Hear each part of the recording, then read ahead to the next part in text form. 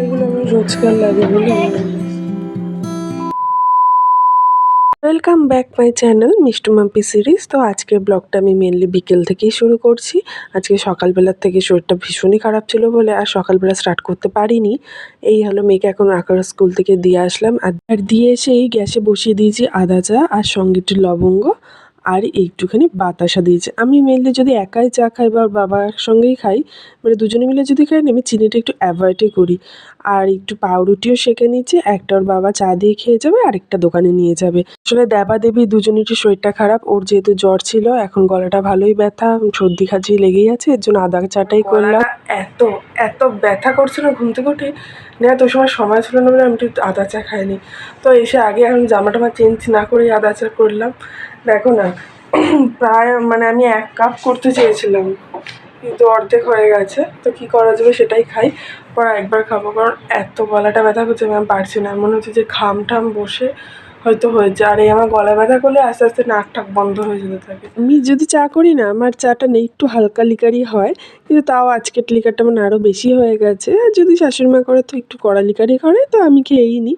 আর এদিকে দেখো আমার মেয়ে এখন থেকে সেলফ ডিপেন্ডেন্ট হয়ে গেছে। সত্যি কথা বলতে এইটুকু মেয়েকে যদি কোনো কাজ বলি না, ও সঙ্গে সঙ্গে করে নেয়। যদি বলি বাবা একটু জলের বোতলটা দেবে, বা একটু বাসনগুলো রাখবে, একটু জামার সঙ্গে জামা কাপড়গুলো তুলবে, বা একটু ভাঁজ করবো, যদি যে কাজটা বলি সেটা সঙ্গে সঙ্গে করে দেয়। এর দিক দিয়ে কিছু করে না।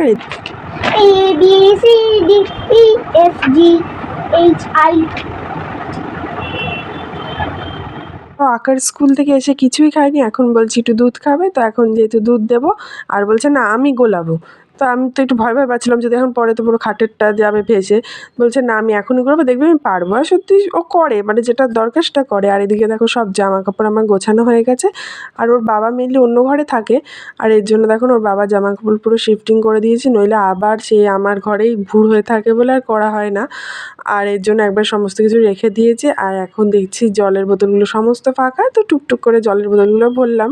আর আমাদের যখন মানে 20 লিটার ড্রাম ঢালা হয়, তখন একবারেই পুরো ড্রামের যা জল আছে সমস্ত বড় বোতলে ঢেলে নেওয়া হয়। আর যখন এরপর বড় বোতল থেকে ছোট বোতলে শিফট করা হয়, সেটাই করছি, কারণ নইলে না আমাদের সেই মানে ছোট ছোট বোতলগুলো জমতে জমতে অনেকটা হয়ে যায়। এরপর ঘরে এসে দেখলাম অনেকটা সময়ও আছে। আর আমার শোকেসটা ভীষণ মেসি হয়ে গেছে। আমি বুঝি না যে এগুলো কি করে এরকম এদিক ওদিক করে হয়ে যায়, এগুলো তো জড় পদার্থ। আর দেখো না, এই শোকেসের এই যা পারি এই ঝুড়ির মধ্যে রাখি। আর এই শোকেস পরিষ্কার করতে গিয়ে আমি অনেক দরকারি একটা জিনিস পেয়েছি, শুধু একটা না অনেকগুলো পেয়েছি। এই ফার্স্ট টাইম এই ব্লুটুথ হেডফোনটা, এটা মেনলি আমার বরের। তো আমি তো নিজের কবজায় রেখে দিয়েছি, তো আমি কদিন ধরে খুঁজে পাচ্ছি না।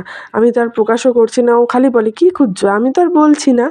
আর দেখো এই যে এই একটা সাদা রঙের ক্লিপ আছে, সেইটা হলো আমি দীঘা থেকে এনেছি। এটা আমার ভীষণ পছন্দের ক্লিপ, এটা শঙ্খের।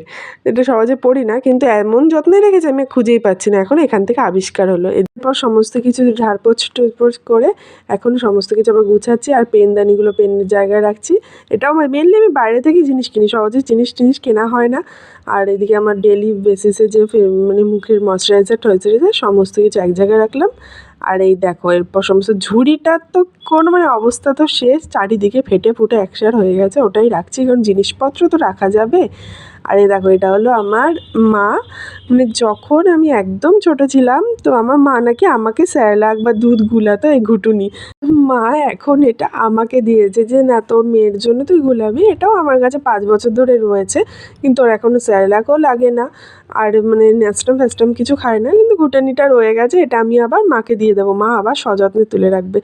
ইভেন আমি ফার্স্ট মানে আমি তো বড় মেয়ে, আমি ফার্স্ট যে জামা পরেছি সেই জামাটাও মা যত্ন করে রেখে দিয়েছে আর আমাকে দেখায়, কিন্তু আমার মেয়ের জামা এখন কোথায় আছে ভগবান জানে।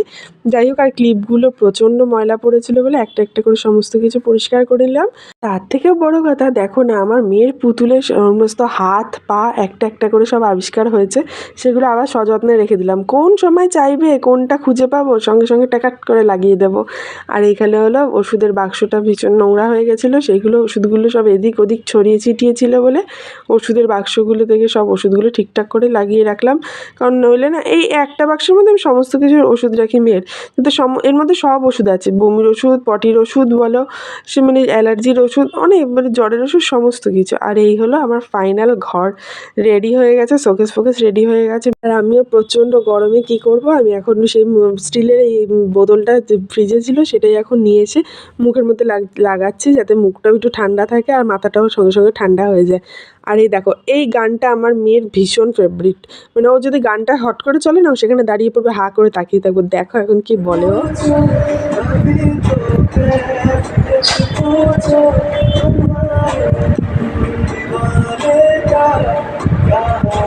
কি গানটা ভালো লাগে না এই নায়কটাকে ভালো লাগে তোর? হ্যাঁ